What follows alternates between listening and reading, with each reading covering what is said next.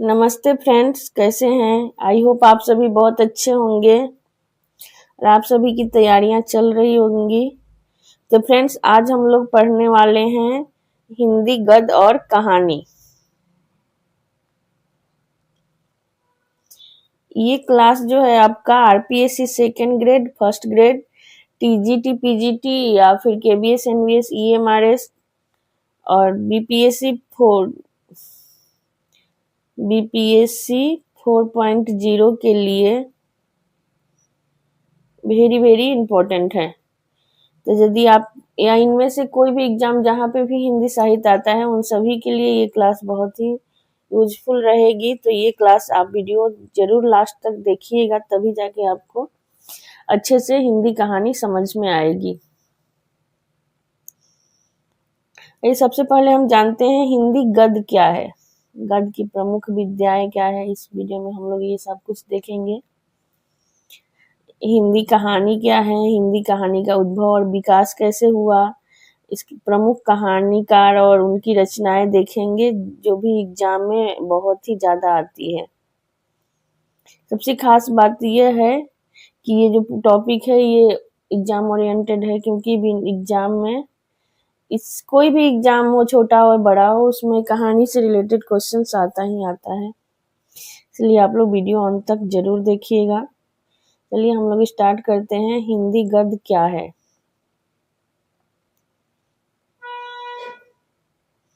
सबसे पहले समझेंगे कि जो साहित्य छंद, तुक और लय के बंधन में नहीं होता है उसे गद्य कहते हैं। यानी जो साहित्य छंद, तुक और लय के बंधन से मुक्त होता है उसे गद्य कहते हैं। गद्य में विचारों को साधारण भाषा में व्यक्त किया जाता है। यानी गद्य वह होता है जिसमें विचारों को साधारण भाषा में व्यक्त किया जाता है। उदाहरण के लिए हम लोग देख सकते हैं, गद्य की जो विधा होती है, गद्य की जो विधा होती है वो होती है कहानी विधा, उपन्यास, नाटक, निबंध, जीवनी, संस्मरण और आत्मकथा। तो फ्रेंड्स, हम लोग इसमें से उपन्यास पढ़ चुके हैं और नाटक पढ़ चुके हैं। यदि आप लोग उस वीडियो को नहीं देखे हैं तो जाकर के देखिएगा। आज हमारा तीसरा पॉइंट है कहानी विद्या। आज हम लोग कहानी विद्या इसमें पढ़ेंगे। गद्य का मुख्य उद्देश्य जो होता है विचारों को स्पष्ट रूप से व्यक्त करना, जिसमें समाज का चित्रण हो और पाठकों को शिक्षित करना। गद्य का मुख्य उद्देश्य समाज के चित्रण करना और पाठकों को शिक्षित करना होता है। हिंदी गद्य का विकास मुख्य रूप से आधुनिक, ये हम पढ़ चुके हैं, लेकिन एक बार स्टार्टिंग रिवीजन कर लें तो ज्यादा बेटर रहेगा, ताकि आगे वाला टॉपिक आपको इजीली समझ में आ जाएगा कि क्या डिफरेंस है सब में। जैसे हिंदी गद्य का विकास मुख्य रूप से आधुनिक काल से हुआ है, हालांकि इसमें प्रारंभिक रूप से हमें भक्ति काल में मिलता है, लेकिन वास्तविक रूप से हिंदी गद्य का विकास 19वीं शताब्दी से शुरू हुआ है। हिंदी गद्य के विकास में सबसे बड़ा योगदान जो है वो है भारतेंदु हरिश्चंद्र जी का। इन्हें आधुनिक हिंदी साहित्य का जनक कहा जाता है। आधुनिक हिंदी साहित्य का जनक कहा जाता है भारतेंदु हरिश्चंद्र को। भारतेंदु हरिश्चंद्र जी को आधुनिक हिंदी साहित्य का जनक कहा जाता है। इन्होंने हिंदी साहित्य को सरल बनाया, प्रभावशाली बनाया और उसे समाज से जोड़ा। इसके बाद कई लेखकों ने हिंदी गद्य को आगे बढ़ाया। ये सब हम पिछले क्लास में पढ़ चुके हैं। यदि आप नहीं देखे हैं तो वहां से जाकर के देखिएगा, फिर ये समझ में आएगा मैं क्या बोल रही हूँ।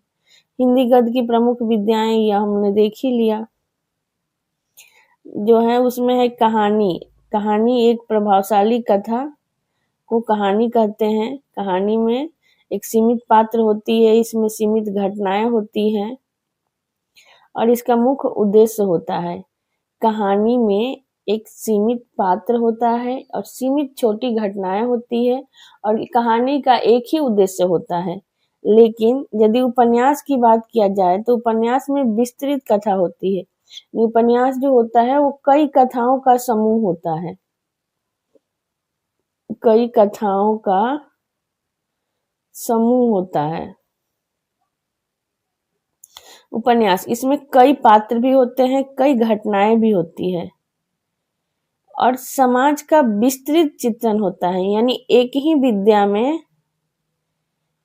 विधा के माध्यम से कई बातों, कई उद्देश्यों को लेकर के चलता है और उसे एक निष्कर्ष तक पहुंचाता है। वह क्या होता है? उपन्यास होता है। लेकिन कहानी में इतना नहीं होता कि कहानी में कुछ पात्र होते हैं और एक उद्देश्य होता है, एक ही कथा को लेकर के चलती है, वही कहानी है। नाटक वह साहित्य है जिसे मंच पर प्रस्तुत किया जाता है और संवाद और अभिनय महत्वपूर्ण होते हैं। नाटक का मंचन किया जा सकता है, उसमें संवाद होता है, आप अभिनय कर सकते हैं, लेकिन कहानी का अभिनय नहीं होता है और उपन्यास का अभिनय नहीं होता है। आइए अब विस्तार से समझेंगे कि कहानी क्या है। कहानी एक ऐसी गद्य रचना है जिसमें किसी घटना या अनुभव को रोचक ढंग से प्रस्तुत किया जाता है। कहानी एक ऐसी गद्य रचना है जिसमें किसी घटना या अनुभव को रोचक ढंग से प्रस्तुत किया जाता है, जिससे कि पढ़ने वाला पाठक जो है नीरस ना हो, उसे उसका मनोरंजन भी हो और एक उद्देश्य तक भी वो पहुंचे और पाठक जो अपना उद्देश्य देना चाहता है कहानी के माध्यम से, उसे भी उस तक पहुंचा सके, इसलिए उसे थोड़ा सा रोचक ढंग से बनाए ताकि वो नीरस ना लगे। कहानी में मुख्य रूप से कथानक होता है, पात्र होता है, संवाद होता है, वातावरण होता है और उद्देश्य होता है। यानी एक कहानी में एक कथा होगी, उसके कुछ पात्र होंगे जो आपस में संवाद करेंगे। एक निश्चित वातावरण, एक जगह में किसी भी वातावरण का, जैसे जंगल की शेर और चूहे की कहानी हो तो उसमें जंगल का दृश्य होगा तो उसका वातावरण क्या होगा? जंगल होगा। इस तरह से एक वातावरण होगा और कहानी का एक उद्देश्य होगा। इसका कहानी का मुख्य उद्देश्य जो होता है वो क्या होता है? या तो कहानी मनोरंजन करने वाली होगी या शिक्षाप्रद होगी या समाज की समस्याओं को दिखाई गई होगी कहानी में। अब कहानी का उद्भव कैसे हुआ? हिंदी कहानी का विकास मुख्य रूप से आधुनिक काल से हुआ। हिंदी की पहली कहानी इंदुमती को माना जाता है। हिंदी की पहली कहानी किशोरी लाल गोस्वामी द्वारा रचित इंदुमती है। इंदुमती जो है किशोरी लाल गोस्वामी द्वारा रचित हिंदी की पहली कहानी है। इस कहानी को 1900 ईस्वी में प्रकाशित किया गया था। इसके बाद हिंदी कहानी तेजी से विकसित होने लगी। अब सबसे ज्यादा कहानी लिखने वाले, जिनकी कहानियां सबसे ज्यादा लोग पढ़ते हैं, वो हैं कौन? मुंशी प्रेमचंद।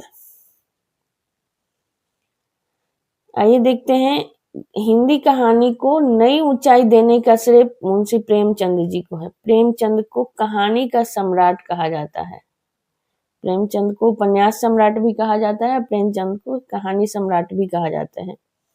इन्होंने अपनी कहानियों में समाज की समस्याएं, गरीबी, शोषण, मानवता और भी बहुत प्रभावशाली तरीके से प्रस्तुत किया है। उनकी प्रसिद्ध कहानियां जो हैं वो है पूस की रात, कफन, ईदगाह, नमक का दरोगा।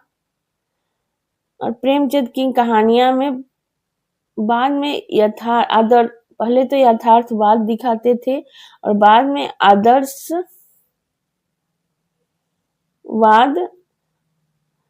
पहले दिखाते थे, बाद में आदर्श और यथार्थ दोनों एक साथ दिखाने लग गए। जैसे उनकी एक कहानी है कफन, वो क्या है? आदर्शोन्मुखी यथार्थवाद उसमें दिखाया गया है। आदर्श के साथ साथ जो हमारे समाज का यथार्थ चित्रण था उसमें उन्होंने दिखाया है। और इसके बाद अन्य प्रमुख कहानीकार जो हुए, जैसे कि प्रेमचंद युग के बाद के भी बहुत सारे ऐसे कहानीकार हुए, जैसे कि जैनेन्द्र कुमार की कई कहानियां जो है मनोवैज्ञानिक तत्वों के हैं। यानी मनोवैज्ञानिक कहानीकार जो है वो जैनेन्द्र हैं, अज्ञेय हैं। आगे की कहानियों में आधुनिकता का प्रयोग दिखाई देता है। इसी तरह मोहन राकेश की कहानी जो है, नई कहानी आंदोलन के प्रमुख लेखक हैं मोहन राकेश। कमलेश्वर, इनकी कहानी में सामाजिक यथार्थ का चित्रण मिलता है। एग्जाम में पूछे जाते हैं अक्सर ये सवाल कि हिंदी की पहली कहानी कौन सी थी, वह है इंदुमती। इसके लेखक हैं किशोरी लाल गोस्वामी। हिंदी कहानी के सम्राट कौन है, मुंशी प्रेमचंद। नई कहानी आंदोलन कब शुरू हुआ था, 1950 ईस्वी। ये सब खत्म हो जाएगा तो फ्रेंड्स एक हम लोग उसके बाद ऑब्जेक्टिव प्रैक्टिस करेंगे। जो भी बच्चे तैयारी कर रहे हैं उनको हमारे चैनल का लिंक जरूर भेजिएगा फ्रेंड्स। चैनल को सब्सक्राइब करें ताकि सब्सक्राइबर जल्दी से बढ़ेगा, फिर हमें भी पढ़ाने में ज़्यादा इंटरेस्ट आएगा। तो दोस्त आज हम क्या करेंगे इस क्लास में, इसको विस्तार से देखते हैं।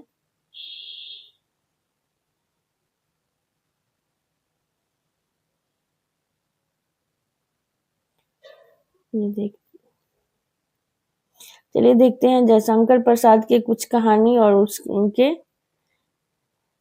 कहानीकार जो है जयशंकर प्रसाद है। जयशंकर प्रसाद की कहानी है वो है आकाशदीप। और यदि इसका आप लोग पीडीएफ चाहते हैं तो हमारा टेलीग्राम चैनल भी इसी नाम से है, सरिता अमित ऑनलाइन क्लास के नाम से। उसे आप लोग वहां से डाउनलोड कर सकते हैं, पीडीएफ में वहां डालती हूँ। आकाशदीप, गुंडा, पुरस्कार और इंद्रजाल, ये जो है जयशंकर प्रसाद की कहानियां हैं। के बाद जैनेन्द्र है। जैनेन्द्र जो है एक मनोवैज्ञानिक कहानीकार हैं। इनकी कहानी है पत्नी, पाजेब और एक रात। ये कहानी बहुत पूछी जाती है।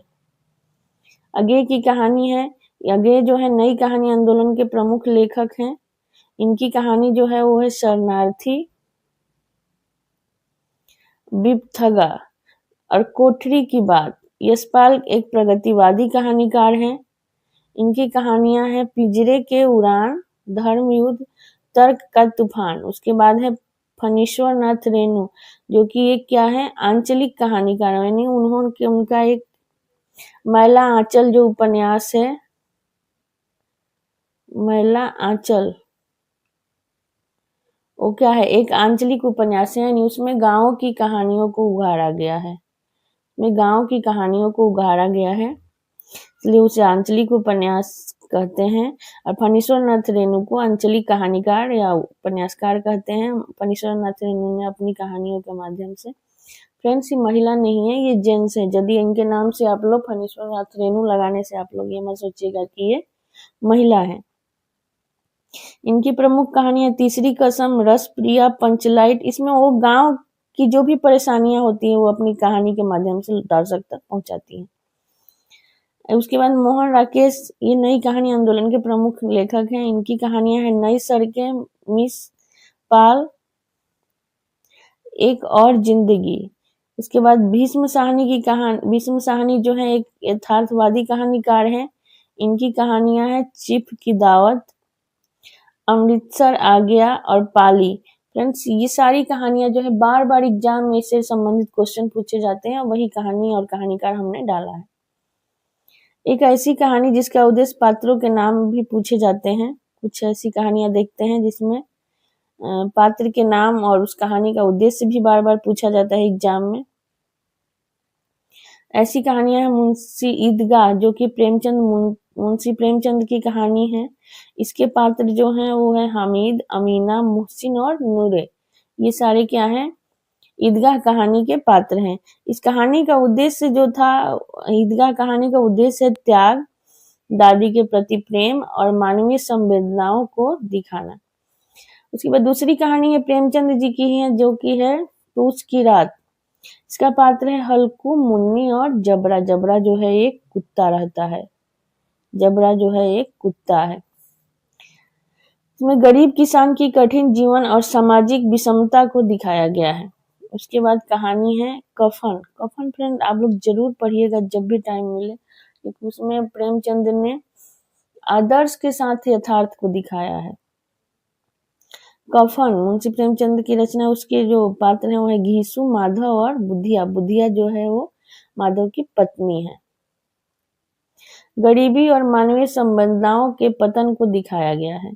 पंच परमेश्वर, ये मुंशी प्रेमचंद की ये भी कहानी है। इसका जो पात्र है वो जम्मू शेख, अलगू चौधरी और जुम्मन की खाला। खाला मतलब बुआ होता है, मुस्लिम का शब्द है उर्दू भाषा का। उद्देश्य जो है न्याय करते समय निष्पक्षता और सत्य के महत्व को दिखाया गया है। कौन से पंचलाइट में। बहुत बड़े घर की बेटी, इससे भी बहुत क्वेश्चन पूछे जाते हैं। इसकी जो पात्र है वो है आनंदी, नीलकंठ और लाल बिहारी जो है इसका देवर रहता है। देवर है ये क्या है, आनंदी जो है वो भाभी है। इसका उद्देश्य है परिवार में प्रेम, समझदारी और त्याग के महत्व को बताना। नमक का दरोगा भी मुंशी प्रेमचंद की कहानी है, जिसका उद्देश्य है ईमानदारी, सत्यनिष्ठा के महत्व को बताना। और इसके पात्र है मुंशी बंशीधर, पंडित आलोपीदीन। ये सारी कहानियां जो है एनसीईआरटी के बुक से मैंने उठाया है।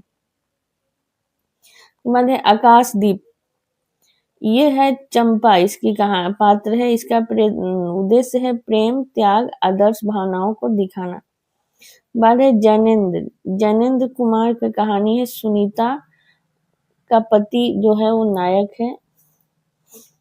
इसके उद्देश्य पति पत्नी के मनोवैज्ञानिक संबंधों को समझाना। तीसरी कसम जो है फणीश्वर नाथ रेणु की कहानी है। इसकी पात्र है हीरामन और हीराबाई। इसमें ग्रामीण जीवन की सादगी और मानवीय संवेदनाओं को दिखाया गया है। पंचलाइट जो है फणीश्वर नाथ रेणु की कहानी है। इसका जो पात्र है वो है गोधन, मुन्नरी और महतो। में ग्रामीण समाज की मानसिकता और सामूहिक जीवन को दिखाया गया है।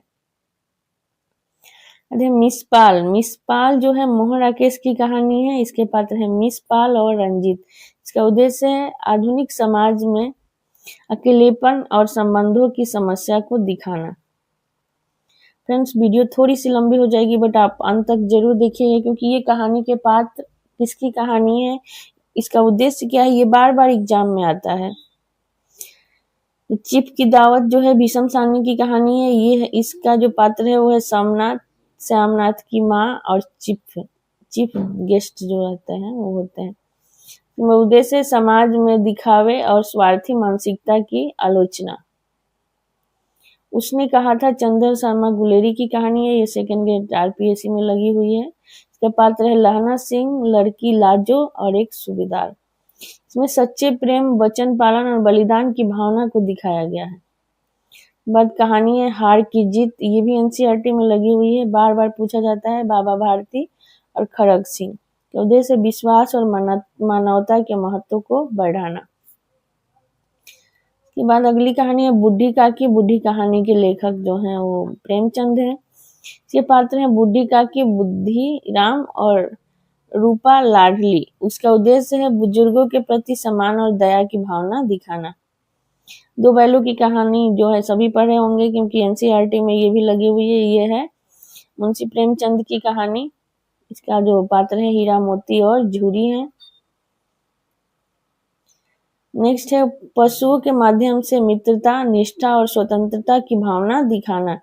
अगला है प्रेमचंद का ही कहानी है ठाकुर का कुआं, जिसका पात्र है गंगी और जोखू। इसमें समाज में जाति भेद और सामाजिक अन्याय को दिखाया गया है।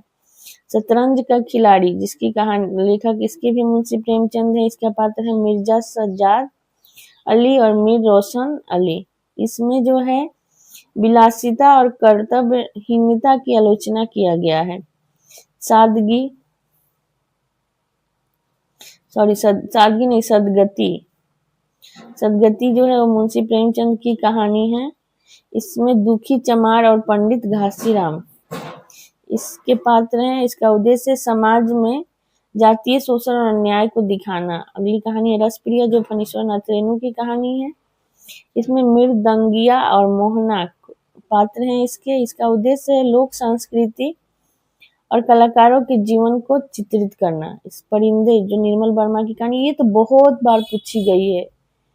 ये ऐसा कोई भी एग्जाम नहीं है जिसमें नहीं पूछी गई है। पात्र है इसके ललिता और डॉक्टर।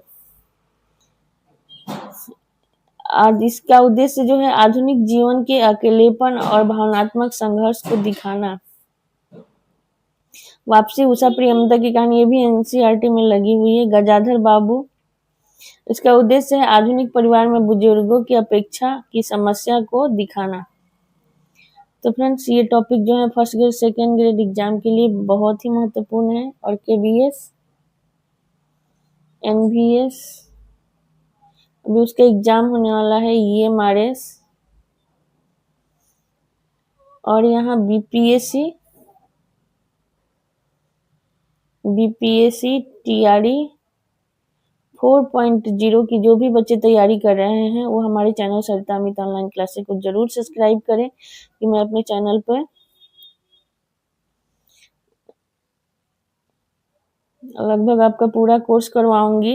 इसलिए आप चैनल को सब्सक्राइब करें। जो भी बच्चे इन सारे एग्जाम की तैयारी कर रहे हैं, कोई भी एग्जाम जिसमें हिंदी साहित्य या हिंदी व्याकरण आता है, तो उससे हमारे चैनल का लिंक जरूर भेजें, ताकि वो भी हमारे चैनल को सब्सक्राइब करें। Thank you friends,